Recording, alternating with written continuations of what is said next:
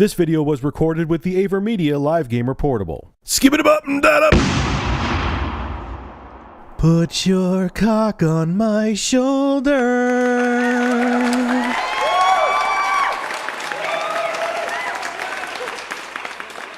I don't know why I said that, but I just did. Anyway, what's going on, everybody? Rich of Review Tech USA, and this is going to be like my casual Sunday thing. Rev3 Games is casual Fridays.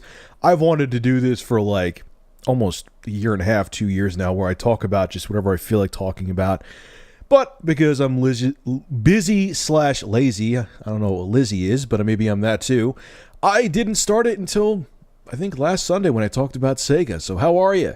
You're looking at Call of Juarez footage. This is the PS3 version.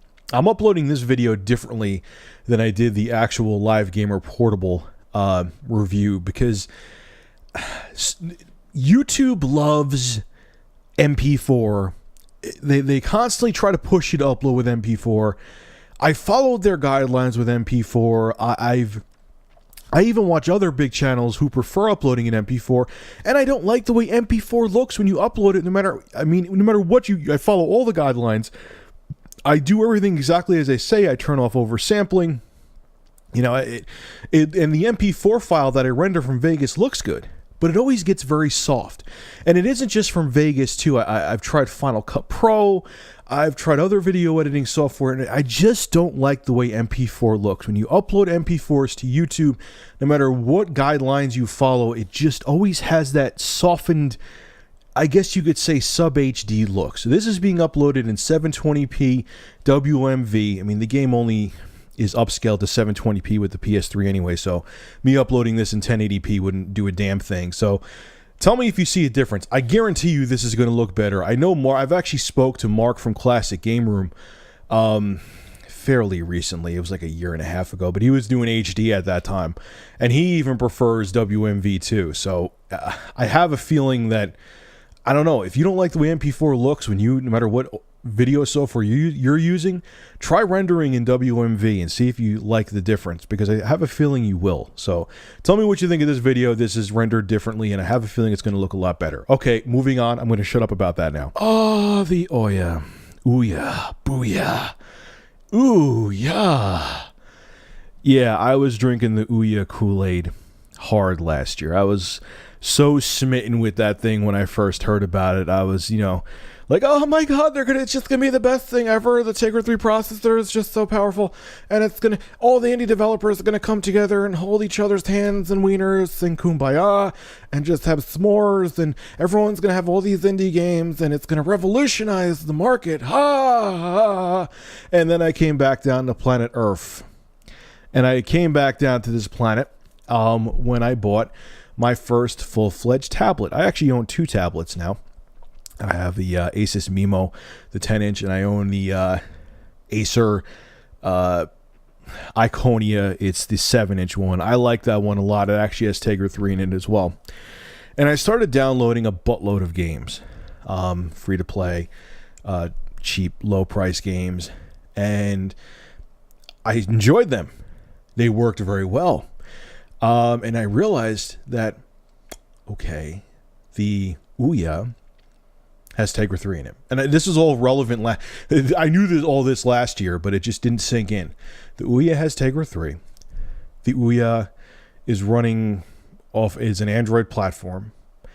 And it's basically, if you already have a tablet and an HDMI out, you have an Ouya. I don't really know where the hell the market for the Ouya is. If you really think about it, everyone's going to go into the defense now, I know, and say, ooh, the Ouya is cheap. It's only $99 and you have a console. But here's the thing. If you want to play with a buddy, if you want to play two players, you got to buy another gamepad. The gamepad's $50. So you're looking at $150 for a Tegra 3 gaming system. And the Tegra 3, because they've delayed the Ouya so much, the Tegra 3 is pretty outdated now. I mean, both my tablets are Tegra 3, and they run great. But, as a gaming console where this thing is supposed to be solely dedicated to gaming, you're a day late and a dollar short. I mean, the Tegra 4 is right around the corner, and because you delayed this thing so much, you have this outdated chipset in there that I I mean, games look great, but they look like when you, with the Ouya and the Tegra 3 chipset, if you look at the games I've recorded, I have some commentaries up on here. Like Real Boxing looks really good. That's like the best, personally, I've seen of what the Tegra 3 chipset could do. And it's kind of like, the best way to describe it is an early release on an Xbox, between an early release game on an Xbox 360 and a late life game on the PS2, or it looks like a PS2 game upscaled with more text, slightly more textures and lighting. So it's like a Tegra 3 games look like PS2 games on steroids.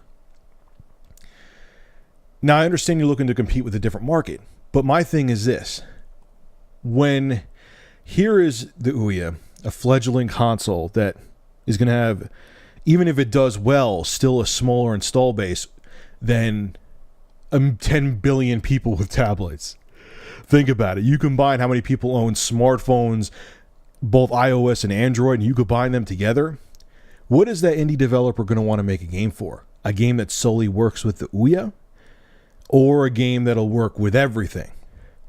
On top of that, too, now I know, like my buddy John goes in, he tells me, hey, look, you know, the Ouya is going to have an operating system dedicated to gaming. But I'm like, really? Like, how much of a difference is that going to make? It's not going to make that much of a difference, especially since developers, these indie developers, are obviously going to make the games also work with Android devices as well. Now, I was playing a game called The Conduit HD, which the footage, I erased it by accident because I'm a butthole.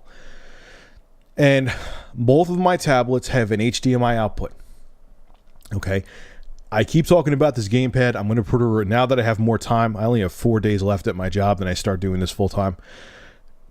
I bought a gamepad that I keep talking about, I know, from GameStop. I hit power on the gamepad, make sure it was synced up Bluetooth. Then I started the Conduit HD, and their buttons were already ready to go. I didn't have to do anything. It worked like it was the Conduit for the Wii, because that's the same game. They call it HD because it uses Tegra 3. And it played like a console.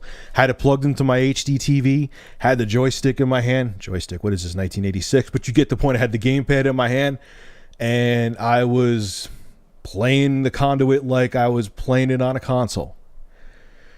Now, you're going to say, well, the Ouya is cheaper. I talked about this before, but if you buy 2 controllers, you're $150 with that Ouya.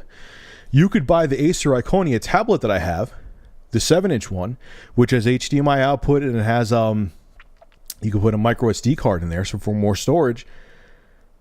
You could buy the gamepad I have for, you could buy total like $209.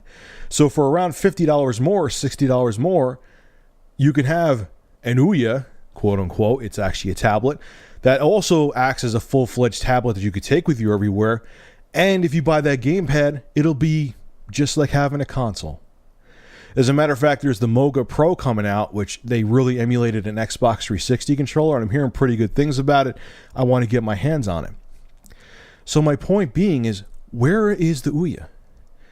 Now, I can tell you right now, they talk about how there's, you know, hundreds of games already out for it, even though most of them are just games for the tablets that are just going over to the Ouya. And there's 10,000 developers on board for the Ouya. But yet at the same time, everyone who's getting one of these pre-release units, there's no games. Their big flagship game is Final Fantasy III Remake, which has been on the Android market for 2 years. That's your selling point? There's just, I just think that they're a day late and a dollar short. And with how capable the tablets, if this Ouya came out even like in 2009 or 2010, it would be a lot more exciting. But with how capable, and because of the fact that there is budget tablets now with the same chipset that's going in the Ouya, and you could turn those tablets, if they have an HDMI output, into a gaming console, I don't really see that niche market as much as I did a year ago. It just doesn't, the Ouya just doesn't make sense to me. I don't see a future with the Ouya. I'd love for it to be successful. I never want to see any company fail. But I just don't think the time was right for the Ouya. And I don't think people who are going to want to buy, you know, the PS4, the Xbox 720, are going to put $150 or maybe even $200 of that savings that they're putting towards, they're looking to save that money for a next-gen system. I don't think they're going to go, let me just go out and buy an Ouya. Just doesn't make sense. It would make more sense if they had must-have games for it, but as of now, from what I'm seeing, they don't. This is Richard Review Tech USA, signing out. Have a good one.